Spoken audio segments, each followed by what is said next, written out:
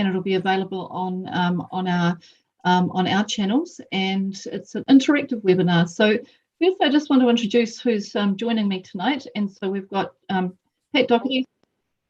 We've got Pat Doherty, the Chief Executive of Nelson City Council, and we've got Jason Crook, who's the Deputy Chief Executive Advocacy from Local Government New Zealand. So thank you both for being available tonight. Our Chief Financial Officer, Nikki Harrison, is also available in case the numbers questions get really tricky. We've got Nikki on hand. But before we kick off with our presentation, I just want to ask Paul Shattuck to run through just a few technical instructions tonight, because it's a little bit different than if you've been using Zoom. It's just slightly different to get your questions into the list for answering. So Paul, if you could just run through a few instructions, thank you. Kia ora there, Rachel. Tēnā koutou katoa, ko Paul Shattuck taku ingoa. My name's Paul Shattuck and I'm the Manager of Community Engagement here at Nelson City Council. Okay, everyone, so welcome along. So this webinar will run for approximately 1 hour, as we do want to be respectful for everyone's time. So we do appreciate you taking the time to join us tonight. We will be recording this session, and so this is streaming directly to YouTube video. And so it does mean that you'll be able to go back and watch the webinar afterwards if you want to go back and have a look at things again. So you're welcome to do that if you wish. During the webinar, you can ask questions. Okay, so this is the interactive part of the webinar. So if you look down at the bottom of your screen, if you're on Zoom, there'll be a little Q&A button. So you can click on that Q&A button, and then you can type in a question, and that question will then be put forward to the panel. Okay, if you see in that list of questions a question that you particularly like and think that's a really good question, I want to see that one answered, then what you can do is you click on the thumbs up icon and that will upvote that question. So the questions that have the most thumbs up will be the questions that we'll be looking to answer the first. Okay, so some questions may be answered by the speaker during the presentation. So we'll obviously try and keep those updated as we go, but definitely try and do those upvoting as you go. Please be respectful with your questions. We do ask you to be respectful, and we will do our best to answer the questions as we can. We may not be able to answer all the questions during the webinar, but we will be looking to answer them afterwards. We will be looking to answer the most common questions. We'll put those up on our Shape Nelson page on the website, so you can actually go back and see the answers to those if we don't have a chance to answer them. And that's probably about it from the housekeeping side of things. I'll pass back to you, Rachel. Look, while we're here, I guess I'm going to hand over to Jason in a minute just to talk about a little bit of the background and the sort of national case for change. But just for context, we are probably in starting phase 2 of the government's reform program. So in 2020, the government started the first phase, which was asking for information from all of the councils of New Zealand. Everyone participated in this, to try and look at a different way of delivering water infrastructure to ensure that all New Zealand have access to safe and affordable water, and that we're looking after our environment as best as we can. So phase 1 started last year, and then in June and July we had some announcements about the proposal that the government is considering, and we're now in a period where local government's been given the opportunity to really look at what that means for local communities, for each council to ask questions and to give feedback to the government. And what we want to do this evening is provide some of that information to you so you can ask questions and also give us feedback about the things that you think it's important we should tell the government. So with that small introduction, I'll hand across to Jason, and he'll tell us a bit more about how we got to here. Thanks, Jason. Kia ora, and thank you, Mayor Rachel. I guess, in many respects, the catalyst for the reform program that's in front of us today was the Havelock North water contamination incident, which took place in 2016. And as a reminder, that was a town water supply that got contaminated with Campylobacter, and about 5,500 people became sick from that. And there are 4 deaths related to that. And it really prompted the government to really go have a look at what was going on in water. And while it started off in drinking water, and found that, while we had a national standard from a regulatory point of view, we weren't doing a really good job in policing it. And the government also took that opportunity to have a look at some of our other water infrastructures, specifically stormwater and wastewater, and found that the weaknesses in the system as it related to drinking water also extended into those areas as well. So that really catalyzed the initiative that we see today, known as the Three Waters reforms. And a big part of those Three Waters reforms was to try build up that picture of what is the condition of New Zealand's water infrastructure. So that deep dive took place over a 4-month period, and all councils participated in that data gathering exercise, which was the most extensive that's ever been done in New Zealand. So, there were 49 deep dives, 14,000 data points each. And, this included some 2018 LTP data, some 2021 LTP data. And what it did was provide the most comprehensive view of water in New Zealand at any one time. And but even then, what it showed was, this was just a deep dip more than a deep dive, because that's one of the challenges, is how little we understood about this infrastructure.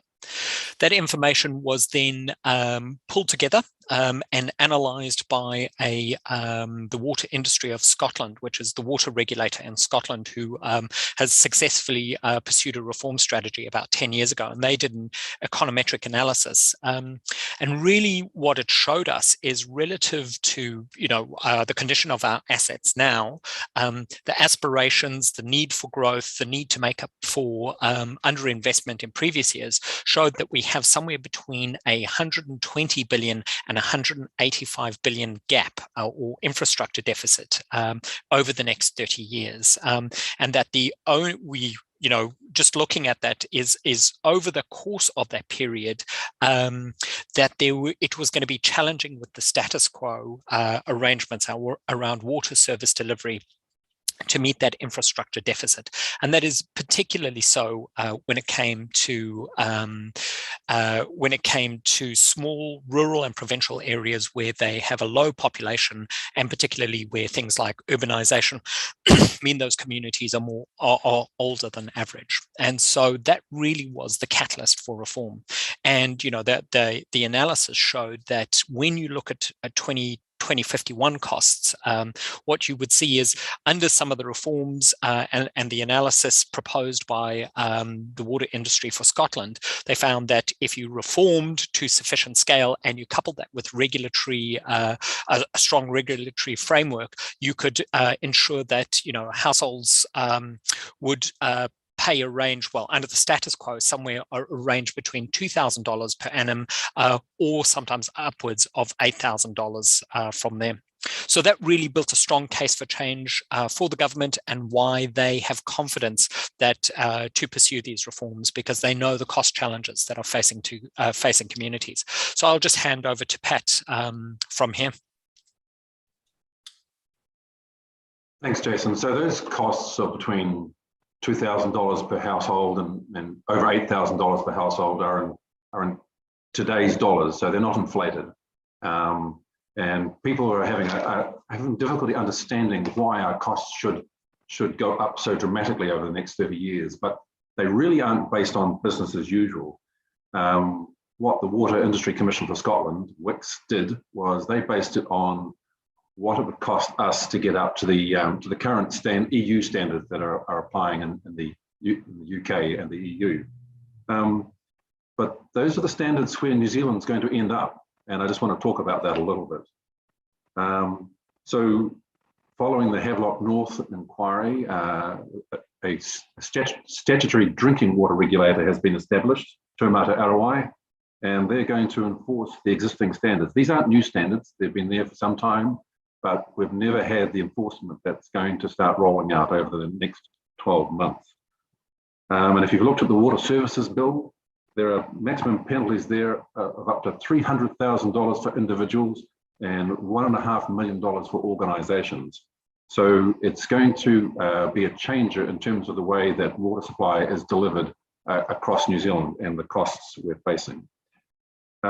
Regional councils will still remain the regulator for wastewater and stormwater, but Taumata Arawai is going to have an oversight of their roles. And we also understand that there are likely to be minimum standards imposed for wastewater discharge, so that everyone in the country must meet a minimum national standard, but regional councils can impose a higher standard again. And that's being driven by the National Policy Statement on Freshwater Management, which came out in 2020. And that's going to, that National Policy Statement acknowledges Te Mana o Te Wai. Effectively, the water takes priority, and that's going to be a major game changer over the next 5 to 10 years. We're going to see wastewater and stormwater treatment standards start to rise. And that's where most of the money is going to be.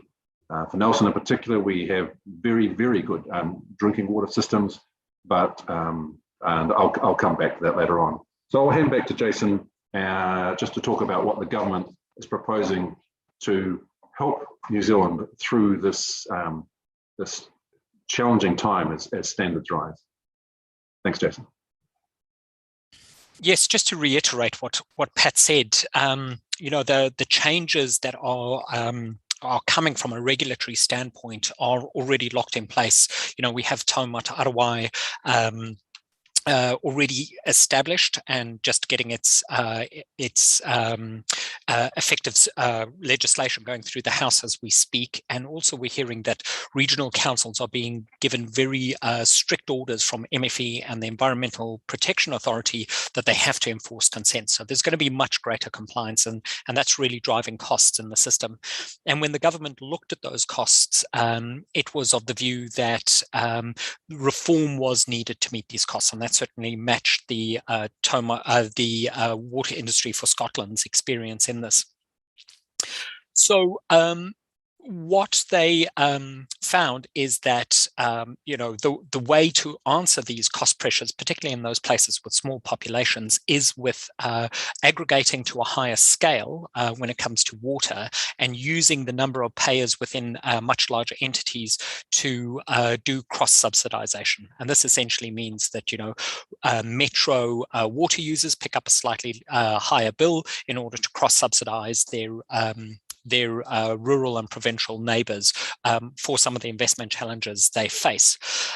It's not just a money go round though. One of the things that you get from aggregating to that scale is that you end up with a whole bunch of efficiencies, procurement efficiencies, capital efficiencies, et cetera, which means that cities themselves, by moving into these larger aggregations, end up better off in these aggregations than if they'd been on their own, even if they weren't subsidizing their neighbors. So, you know, this is certainly the experience in places like Scotland, where they went through exactly these kinds of reforms, but we've seen very similar things going on in other parts of the world. So Australia's aggregated to this level and delivered significant efficiencies. And in fact, in New Zealand, our own experience on water aggregation with Watercare has shown that it's a very efficient model for driving costs out of the system and improving efficiencies. So one of the challenges in the space is to work out what the right size of entity is. And when we did the modelling and taking in a range of factors and New Zealand's geography, where our cities are based and our population centres, what we really came out with was a 4 entities. And I wonder if you could please put up slide 7, Paul, to show what these 4 entities look like. Great, thank you very much. So what it shows is that when you aggregate to these 4 entities, you end up with a range of prices at a household level ranging from $800 to $1,640 per household. And that's compared to standalone numbers where we range from about just under $2,000 to $8,000. And so that is a significant cost saving, at least as the modelling shows us. Now, I don't want to suggest that we're we're skeptical about the modelling. We certainly were very cautious in how we approached it, and we underwent significant peer reviews of this modelling to ensure that what was proposed was fit for purpose and was in fact the right kind of analysis.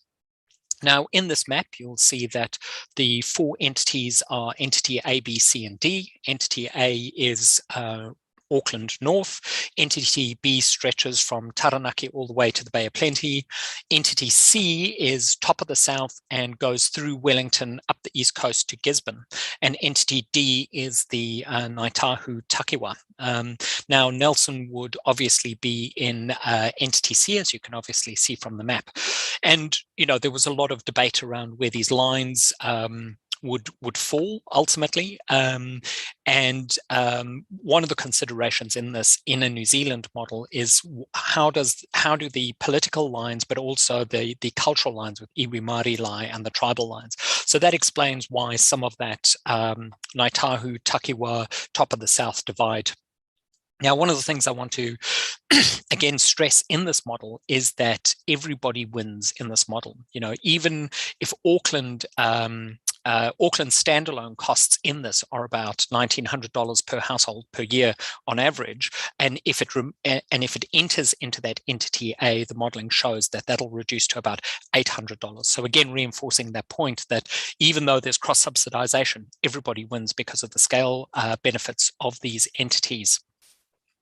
Now, as I said, we were very circumspect of this modelling. You know, Scotland's very far, a country very far away, and operates in a different labour market, in a different economic environment. It has different neighbours and geographies and all of those kinds of things. And so we undertook quite some critical peer reviews of this.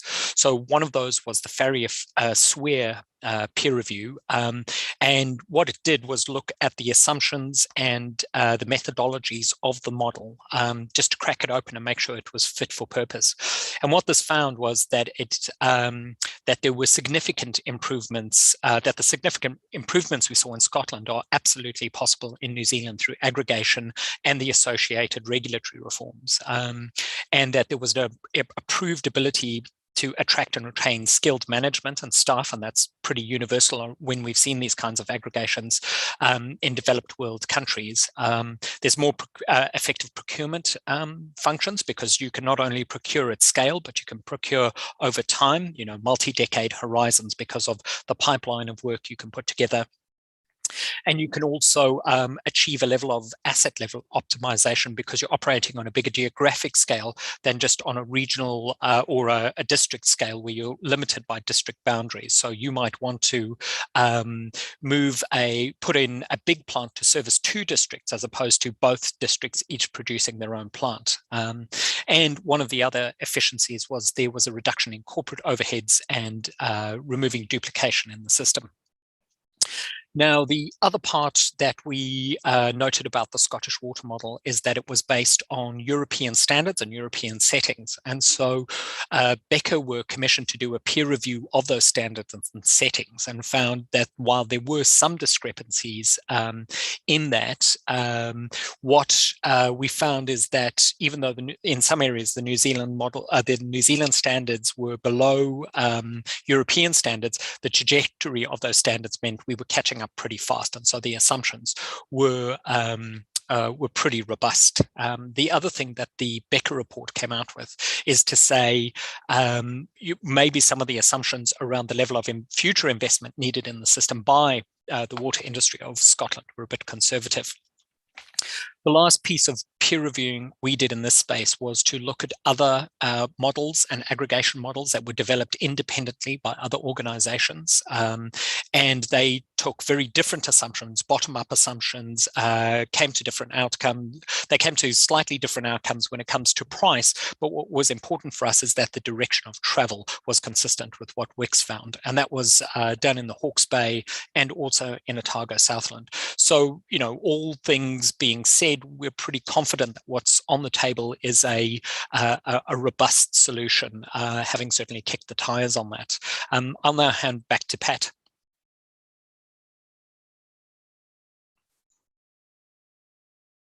Thanks, Jason. I'll just wait for the next slide to magically appear. There we go. So what you're seeing there is a part of the dashboard that was prepared by Wix for Nelson City Council situation. So the number in the middle, $1,050, that was actually our total average charge per household for water, wastewater, and stormwater in the 1920 financial year. In actual fact, the number for 2021 is $1,128. And all those three numbers you see exclude GST. Now, what they're forecasting is that if we continue to stand alone by 2050, our costs will have increased to just over $2,300 per household per year.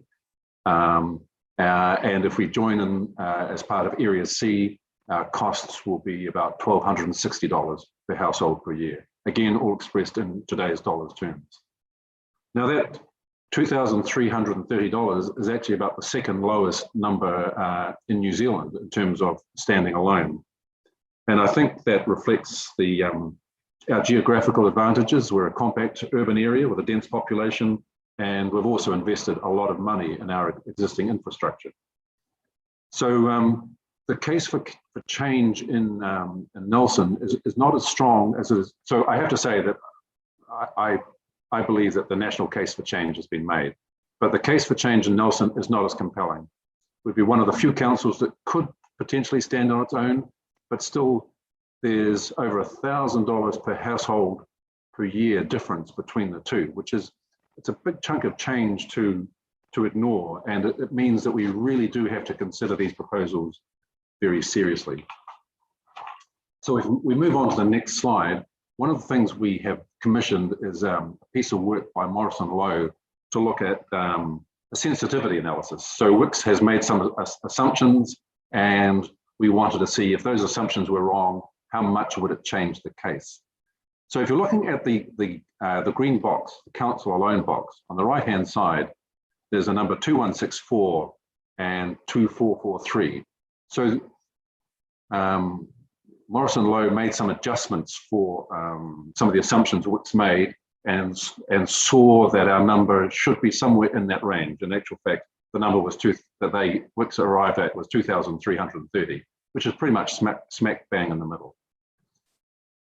Now, down, if you look to the left of that green box, you'll see a number of 1315. So that's if Morrison Lowe then halved the amount of money that Wix thought we needed to invest over the next 30 years. And that's the number we come to. But interestingly enough, that's even lower than our own projections. So that's so low, so that's unreasonable. And then they've got the cost for entity C, the blue box. And you can see in the middle, $1,260, that's the base case. And if entity C only achieves half the efficiencies that Wix thinks that entity will achieve, then the cost would be $1,685. So the only way that our costs as a standalone council would be less than entity C would be we only spend half the money that Wix are projecting, which is less than we're projecting, and they only achieved half the efficiencies that Wix is projecting, which is highly unlikely. And in actual fact, Morrison Lowe's conclusion was, overall, we note that while the projected household charges from the Wix analysis may be the subject of some contention, in our view, they are directionally accurate.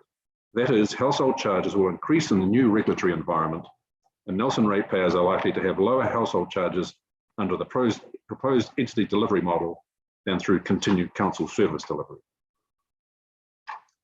So if we just look at what assets are we talking about, if we can move on to the next slide. Thanks, Paul. So what you're looking at there is asset valuations at the end of the financial year, 30th of June 2021. So they'll be featuring in our annual report. And then the right-hand column is if we deliver the projects and the work that we've forecast in our long-term plan, that's where our financial position will be on 1 July 2024. Now, I just need to put some caveats in here.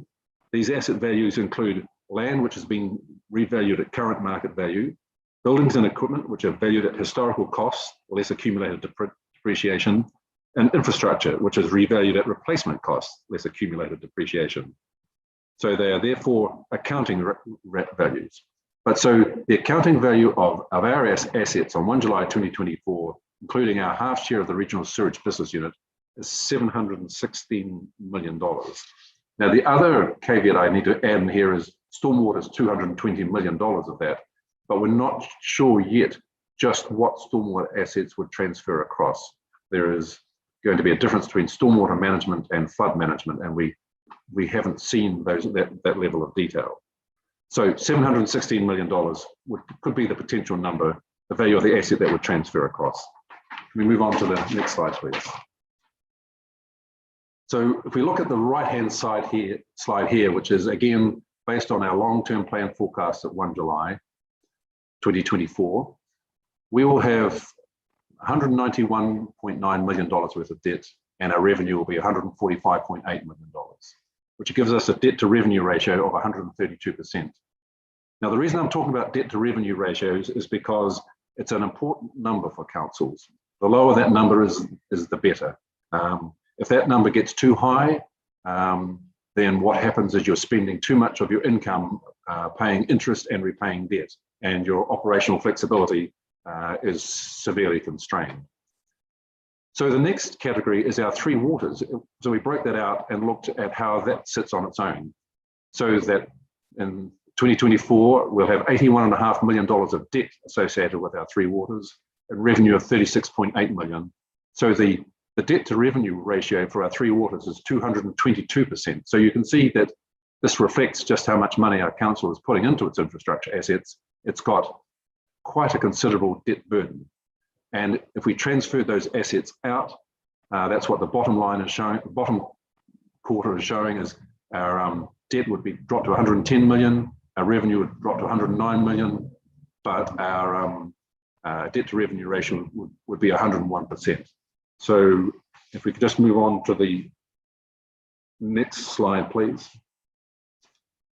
So that shows what our debt to revenue ratios would look like over the 10-year period with and without three waters.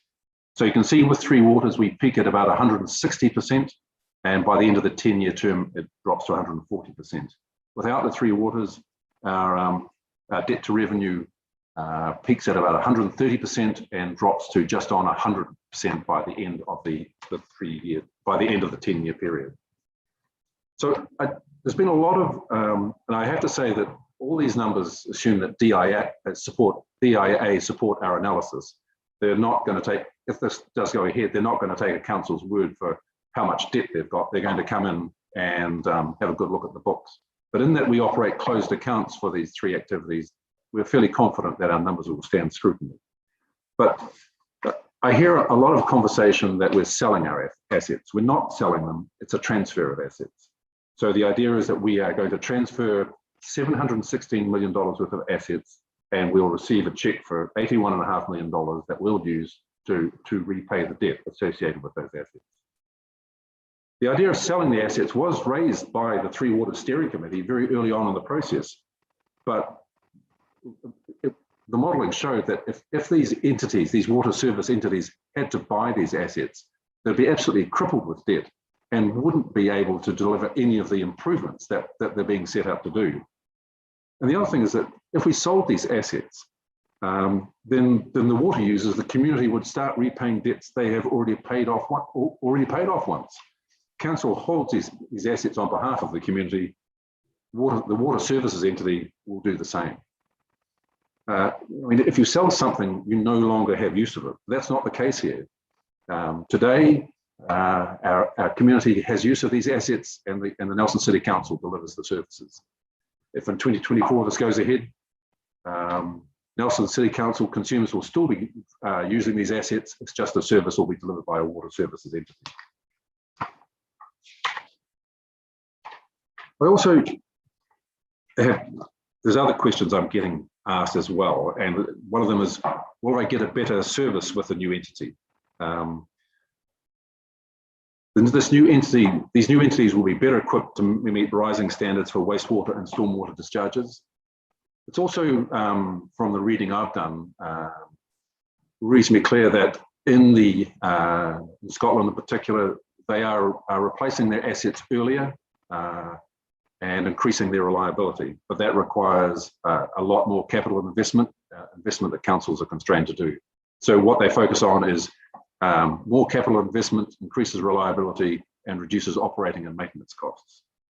Will this all have a positive effect on the environment? Yes, it will. Will this cost me as a user more? Will this cost me as a user? It will cost you less in the long run.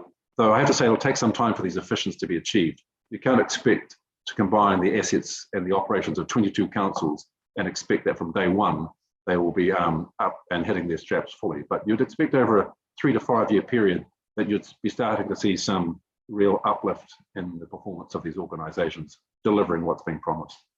So Jason, I'll hand back to you to talk about the government's financial package. Thank you, Pat. Now, there's there's no such thing as a free lunch, and you can't go through a reorganization of this magnitude without imposing costs on councils. And we spoke about some of those issues around some of the savings that you get from redundancy, from eliminating redundancies from the system, et cetera, et cetera. Those are often called stranded overheads, and those are costs that councils are still left with even after these reforms actually take place. And the government is recognizing that if it's promoting these reforms, it's unfair for them to actually impose that cost on councils. So they've put up a $500 million no worse off facility to ensure that when those transfers happen, those costs are accounted for, and that councils also have the same balance sheet ability after they've transferred these assets into these new entities.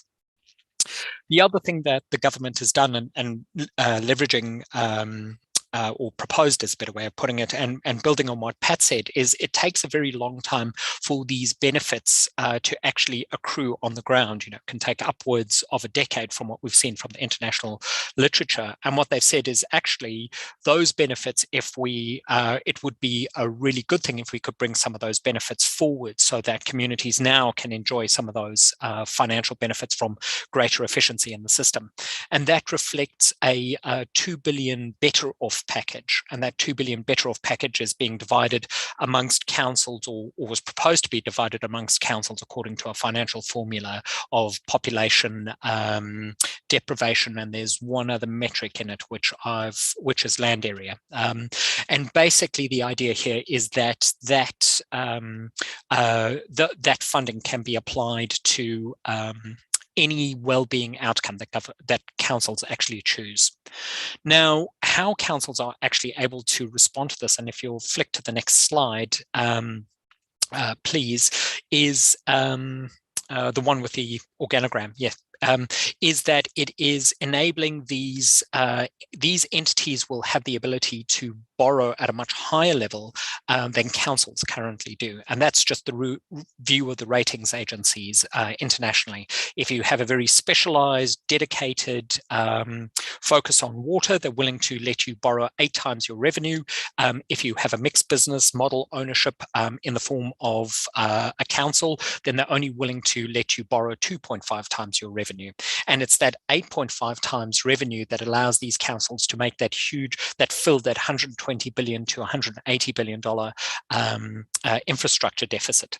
But it does come with some strings attached. As I said, there's no free lunch. And one of the things is that councils would have to move into these shared governance arrangements, and that their control of these entities would be at a little bit more of an arm's length basis. And I think it's probably an appropriate time here to hand across to Rachel to share her views on these arrangements.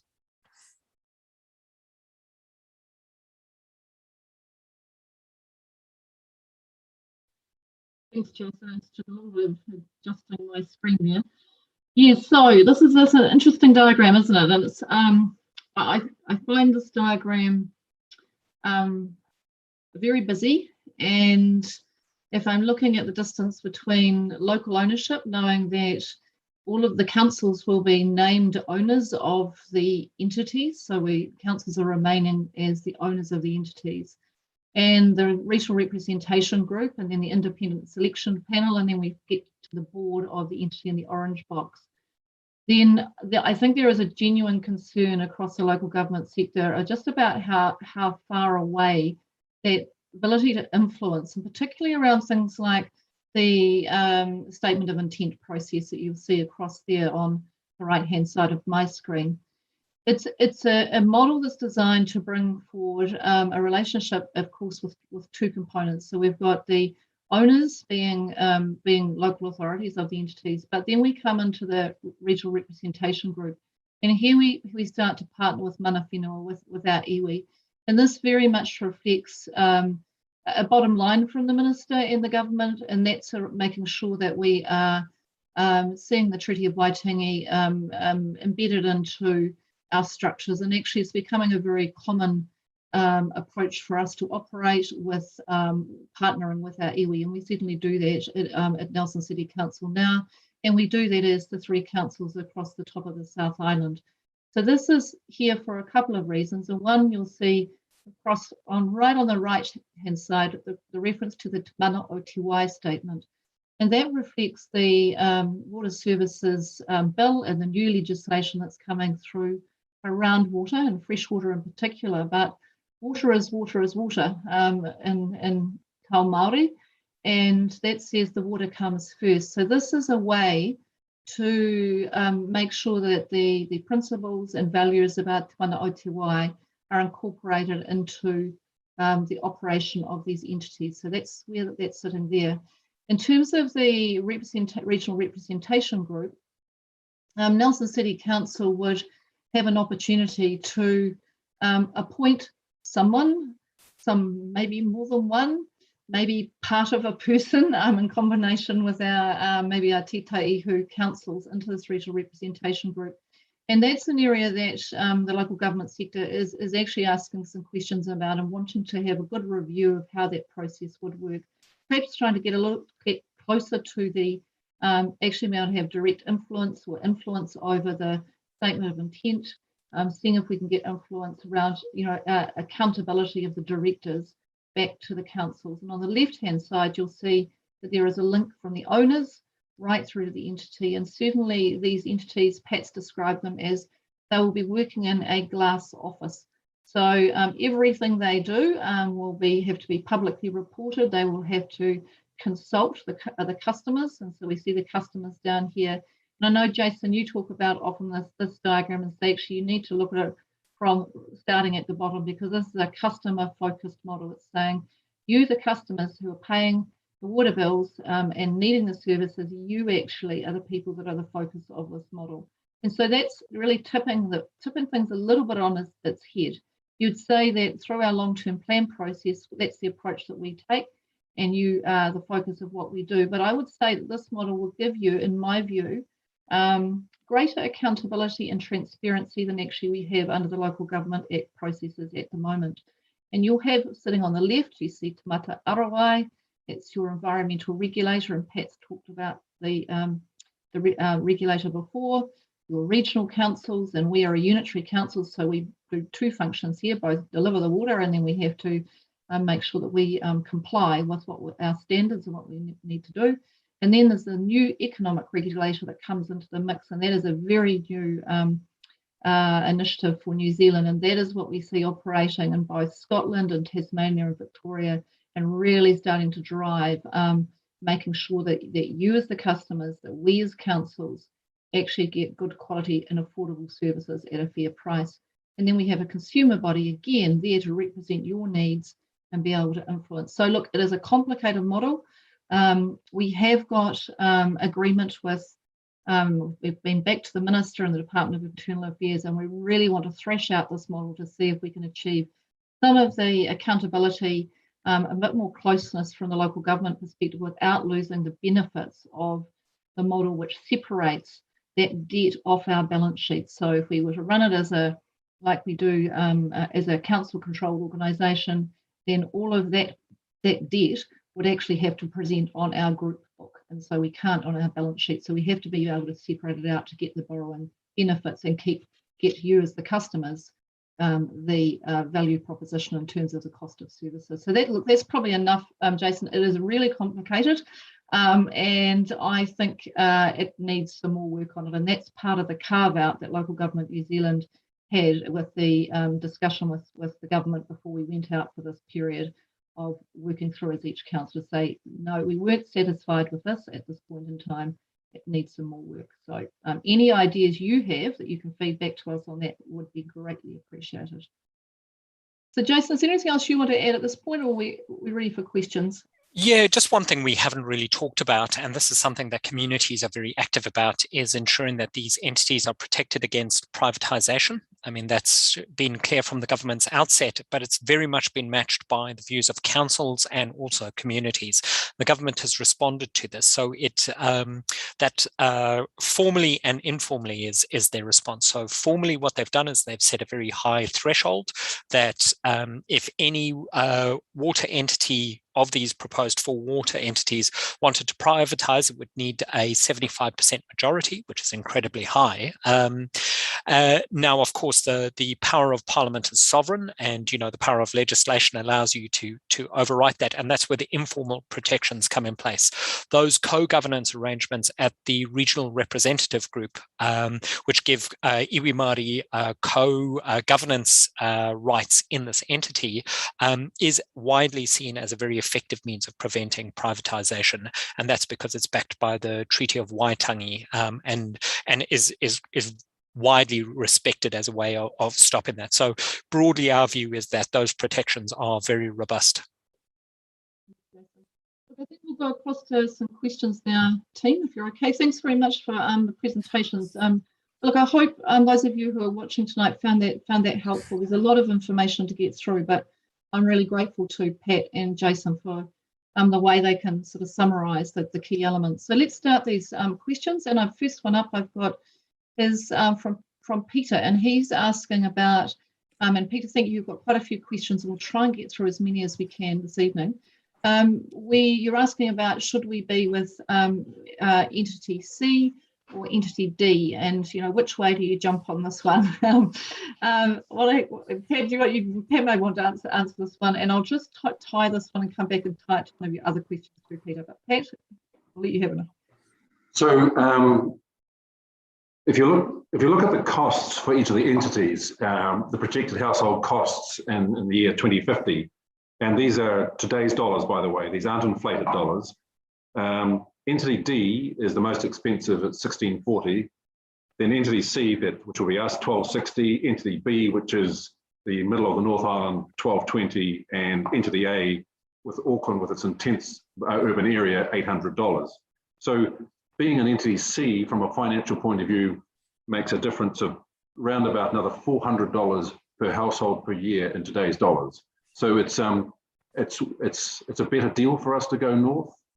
The other thing that appeals to us a little bit is that if we're being served by an entity that's on the other side of Cook Strait, then we're going to require a reasonable sized regional office, which we think is a good thing to have in the top of the south. We'd like to keep as many of our staff working here and shopping here and living here. And so that's my comment. Rachel, you might want to comment on the iwi issue. Yeah, look, I will. So one of the things is we haven't formed a minister said these are the areas. She said it's a four area model. We as a council haven't expressed a preference around C or D at this point. So if you've got a view around that, but you can see that there are, you might have identified devils on both sides of that equation. But one thing we have expressed a view about is a very clear view that we believe that the local authority boundaries, and you'll see in that model for Tasman and for Marlborough, that they should be the boundaries of the entity. We don't want to see a change around those boundaries. So that will be some of the feedback that we're giving.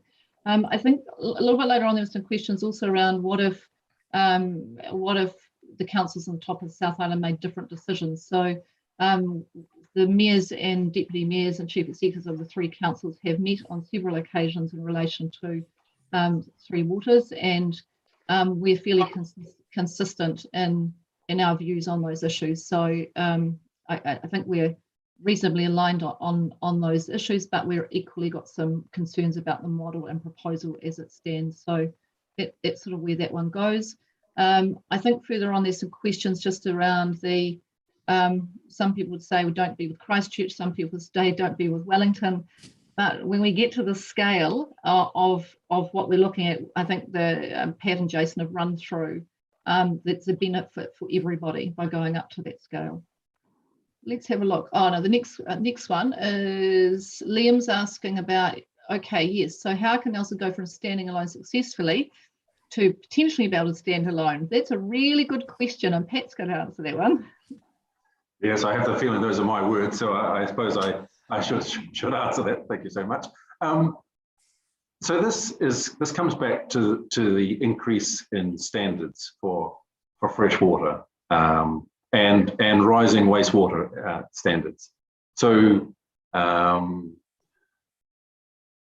stormwater. So one of the things that we focus on at the moment is we're still doing a lot of catch up in terms of putting in stormwater systems to serve our population. And the phrase we use is we focus on quantity. In other words, we're trying to get the stormwater out of our urban areas into a river or a stream or to the sea as quickly as possible.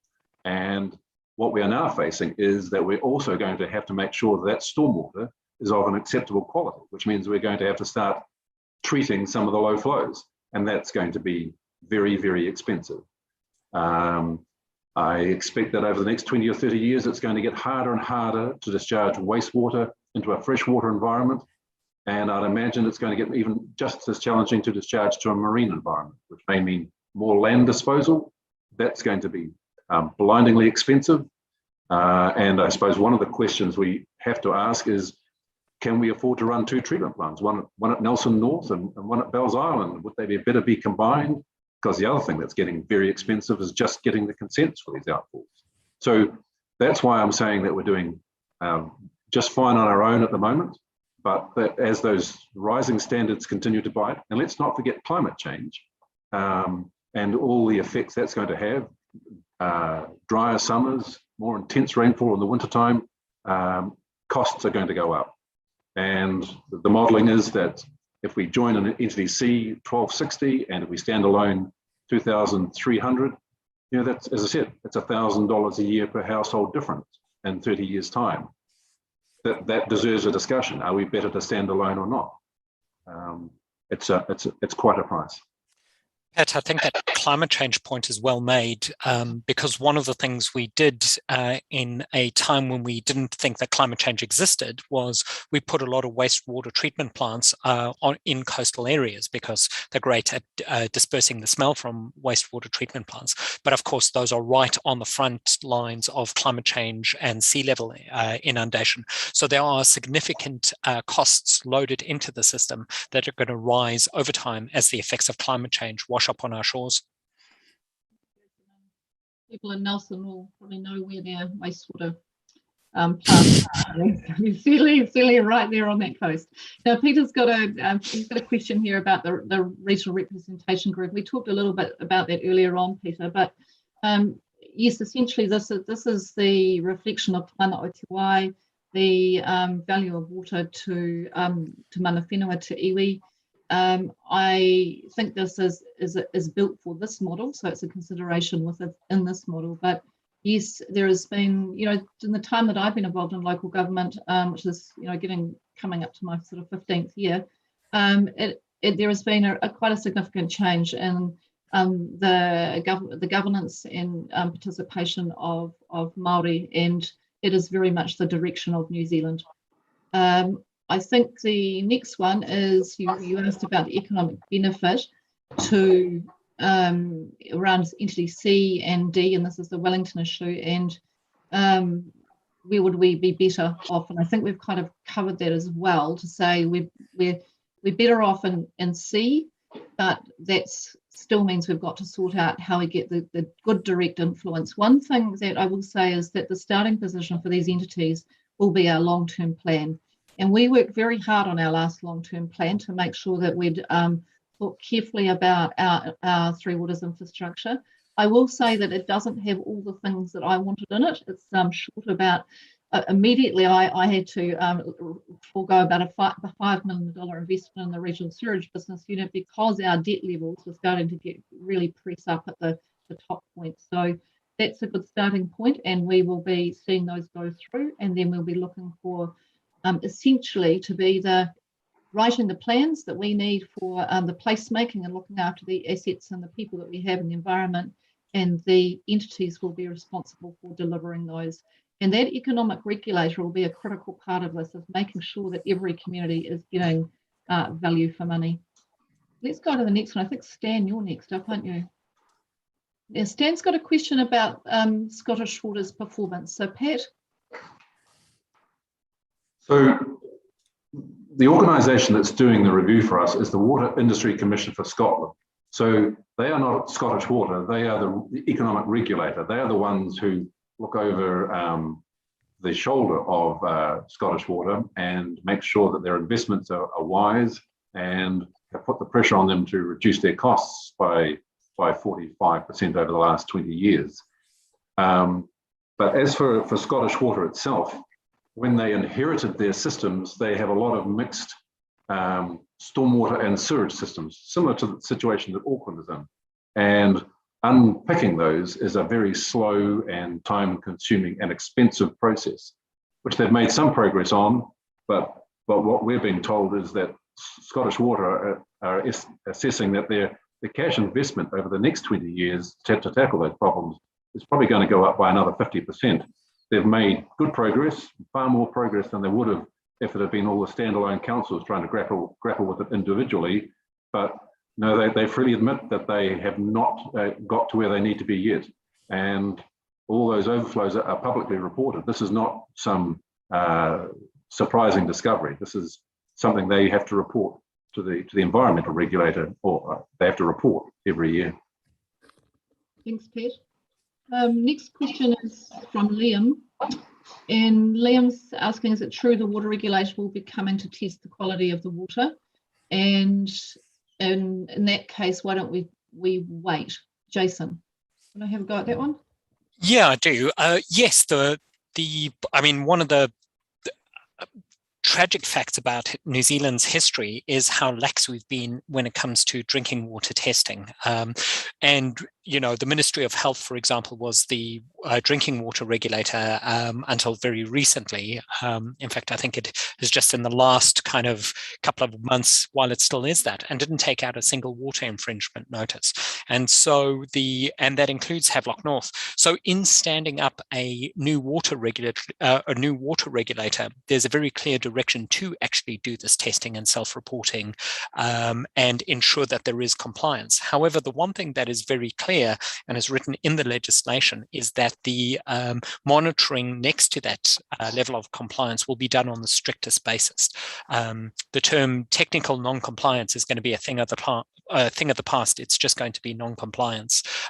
So yes, you could wait. Certainly that's an option in front of you, but you can certainly see where the pressures are going to come. And the other part of this is that Taumata Arawai as a regulator is going to be given real teeth to enforce, to issue fines and infringement notices where there is non-compliance. So the standards are rising in terms, the water standard isn't rising, but ensuring people meet it is big. And that's important because in our country, it's estimated that there's about 100,000 people who become sick from waterborne diseases every single year. And that's exceptionally high for a developed world country. Hey, did you have something to add, or have we covered that one off? Look, I think our water supply systems are very good. We've got a good sized water supply dam. We own our own water supply catchments, and we have an ultrafiltration treatment plant. So, as I said before, I don't think it's going to be the water supply side of it that's going to be the kicker for us. I think it's going to be the wastewater and the stormwater side of it that's going to be one of the drivers. But one of the things I do want to point out, though, is so these water supply, water quality regulations apply to anyone who's supplying more than one domestic unit. So that if you have a farm with a separate sharers' quarters, then that's a public supply and has to meet the standards.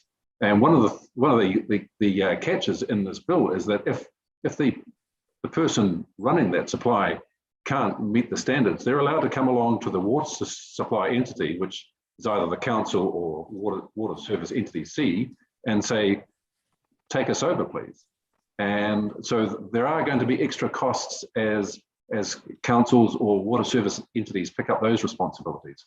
We're not too bad. We don't have that many private suppliers compared to some, but there's an estimate there's something like 75,000 of those throughout the country, and those aren't built into the modelling. So that would be one area where we would wait with interest to see what came out of that. Liam's got a question, which is, are we seeing a pattern with an 8-week consultation time? Have the government already made up their mind? Is it a tick box consultation? So look, I'd say, look, this is actually a really unusual step. Most of the time when legislation is drafted, we get told after it's been written and it appears into the House in Wellington. This is a different way of operating where we've said to the government, as the local government sector, we want to be working more closely at the development stage and in partnership with you. So this is a different way of operating where it isn't all written. There's a chance for us to have input before it gets to the drafting stages. The government will make the decision whether they're going to proceed with their proposal or not. But one thing that I'm really clear about is that I don't think any government could agree that would support the status quo as it is. I really think when I go back and think about all of the interaction they've had with various governments, everyone has known something is going to have to change. And we would say that actually the status quo across New Zealand it's not viable. So that's something's got to change. So I expect to see something come through from this proposal. What it will be and how quickly it will be, I'm not sure. I am getting a genuine sense that the minister, she really welcomes the feedback. She's willing to look at the governance model and see if there's things in there that can be addressed that we as local government have concerns about, and also just strengthening up that how we get making sure that we have the services that we need for our region are going to get. We've got a way of getting those delivered through this process in a way that you can see it as residents here. So I'll probably move on to the next one, which is we don't want to be a hook for the Wellington underinvestment. That's Peter. And I think, Peter, what we know is that there's got to have to be plans for the whole country, and that'll be part of the contract, really. It's not a matter of trading off one area for another area, and the scale that we're talking about for these entities of what they're able to deliver is just so much more. And that's part of their actually growing investing in people and actually technical jobs across New Zealand. So what we would see is the ability for many of the businesses that currently supply services for water being able to scale up because there's more work available to be done. If any of the team want to jump in on any of these, that's fine. Yes, away you go. You can pick who's going to go first. I'll go beauty first. I think one of the things that's also important to consider when you look across this is that those projections are over 30 years. And so you're right, as a resident of Wellington, I don't like to see the infrastructure breakages, and I can certainly understand your concerns. But what we're talking about is large entities with significant balance sheets who are able to spread those costs over multiple decades using, significant debt headroom and sophistication of their treasury operations. So it's not, so yes, there is cross-subsidization in here, but there's also the ability to actually appropriately apportion those costs over time. The next one is in relation to your next one is in relation to the cross-subsidisation issue, and thank you, Peter. Yes, there will be with smaller councils. That's you absolutely do need a population base to make this work. So every one of those entities needs to have a population base, and I'm afraid it wouldn't be appropriate for me to comment on other councils' governance standard.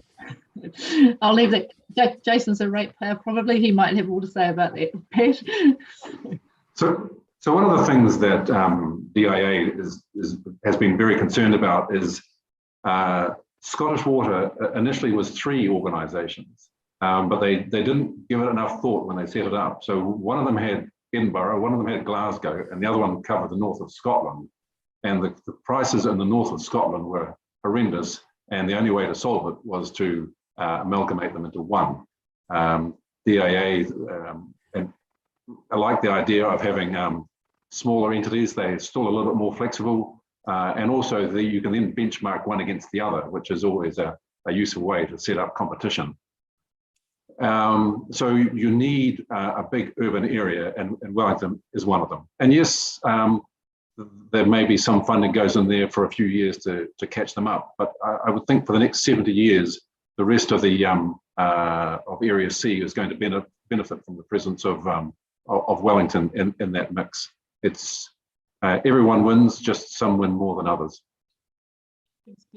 Next one's just about if the government decides to add medicine to our water supply, such as fluoride, will we have a say at a local level? We don't any longer, I don't believe. Jason, is that right? I think that's moved. Yeah, that's absolutely right. The Ministry of Health has taken that decision-making right at a national level. So it is out of the hands of these water entities and through a completely separate process that's already gone through Parliament. So that one's been decided. Now, next one is from Liam, and Liam is asking about why use the models from Scotland and Tasmania when they haven't had the mana whenua, the Indigenous people involved in that process. So I'll go across to Jason. It's a very good point, very good question. Look, Liam, really good question. And one of the questions we raised ourselves, the risk we saw in this is that we took a Scottish water model and tried to implement it in New Zealand. We're not Scotland, and so we didn't want that. So what we've done is we've taken aspects of the model and combined that with our local characteristics, our cultural background, our obligations under the treaty to ensure that we don't get those same outcomes. And I would absolutely emphatically say that we're stand behind the statement that what we've got on the table is Aotearoa water, not Scottish water. Now, Shankar has asked, does the forecast for 2050 take into account inflation? I think the answer to that is no. No, it doesn't. It's all based on today's dollars. So the difference in 2050 will be substantially more than $1,000, but it'll feel like $1,000 does today, $1,000 per year. Campbell's asked the question, what if happens if NCC support but TDC don't, and we merge in coming years? It's a good question, and so this is one of the factors that the minister's been clear on, is that she sees the real value when it's an all-in approach for the country, so that everybody benefits. And I think that's one of the things that, you know, from the moral dilemma is if everyone should be entitled to safe, cost-effective water, then, and you feel that is the outcome you're seeking, you can see why the minister's saying, look, this works best as an all-in approach. What we've said as local government as members is that we don't support, we wouldn't have supported and wouldn't support the minister mandating that and saying, you know, that, but we know that governments will have to make their call about how they're going to do that. I mean, my strong preference is that, you know, that each council looks at their numbers and I've certainly looked at this for all of New Zealand to go, I personally think that the case for change is made at the national level, but always and on the dollars it certainly is, but this is where we start to weigh up those issues around governance and influence and community voice, and those are the things that need to get sorted out. I do think across the top of the South we have worked really constructively on this issue, and we communicate on a very regular basis around how we'd want to move forward. At the moment, I think Nelson and Tasman have got, you know, we're quite used to working across boundary, so we already share services, water services across boundary, so it's not new to us. Now, what's the next one? Now, team, how are we going for time? Five more minutes, or do we need to close off? I'm really conscious that we've kept you going for a long time. 5 max? Yeah, we do. So thank you. We'll do a few more and then let everyone get off to start cooking their dinner.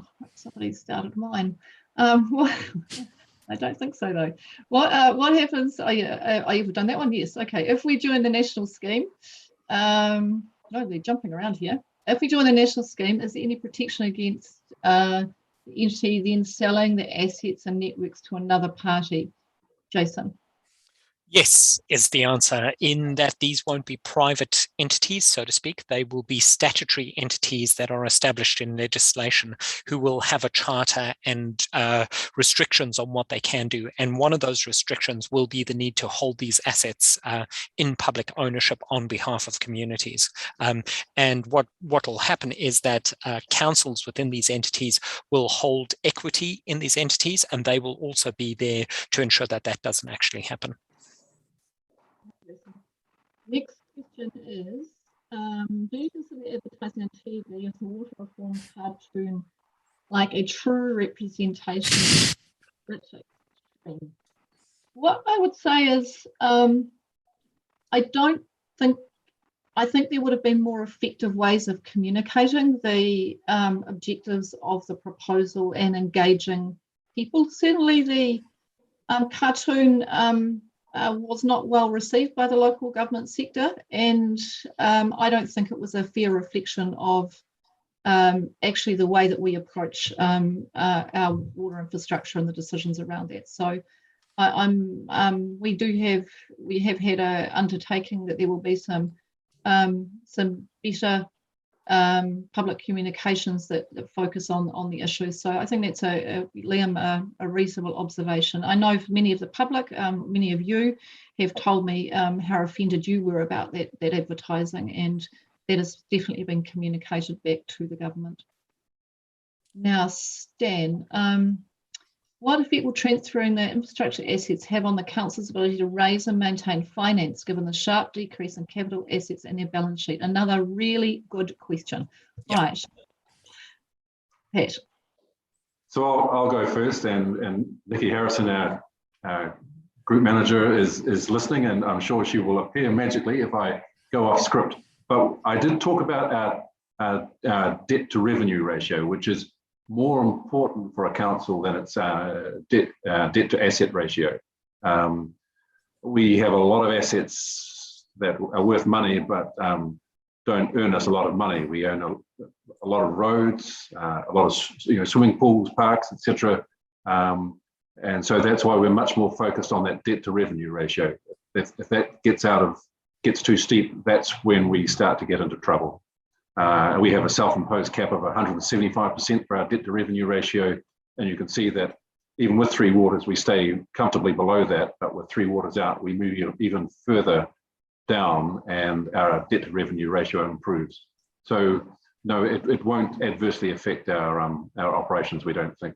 We'll be doing more work on that if these proceed, but our high level look is what you've been seeing today. Yeah, and what we'll do is, and what we know at this point, but we still need to do some more due diligence if this proceeds, is that we don't expect it to affect our credit rating either, which sort of determines how much we pay for money. Now, there's some wonderful questions here, but I think I am going to wrap this up now. We've gone well over time, but what we will make sure is that your questions are answered. So Paul and his team will get answers to the questions that you've given us tonight, and we'll put those up on Shape Nelson.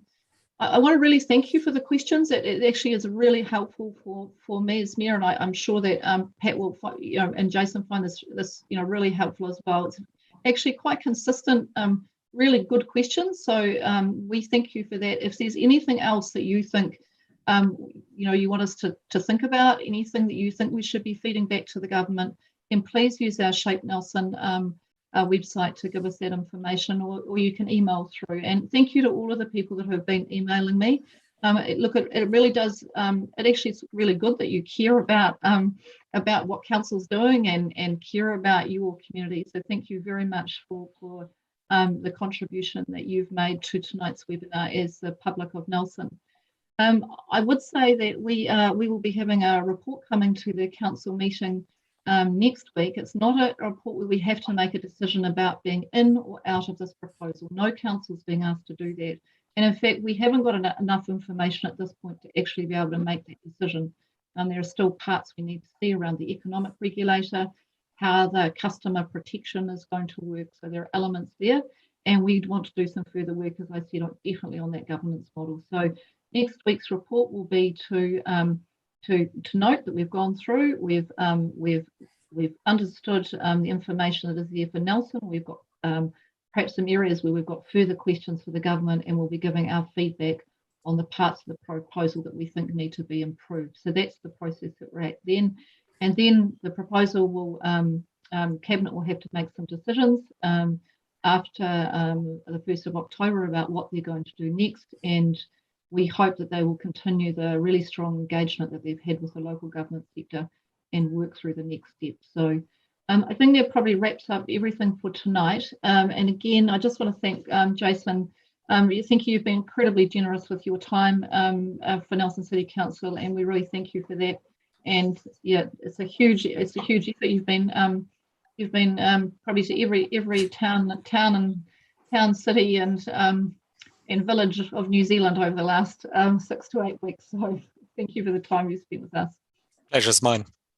And Pat, thank you very much for running through the information for Nelson City Council. That will all be available, of course, on Shape Nelson as well. So I know we went through the slides reasonably quickly, but if you want to go and have a look and you've got any more questions on this, please don't hesitate to come through to us with those. So have a lovely evening, and thank you again for your participation. Mā te wā. Bye.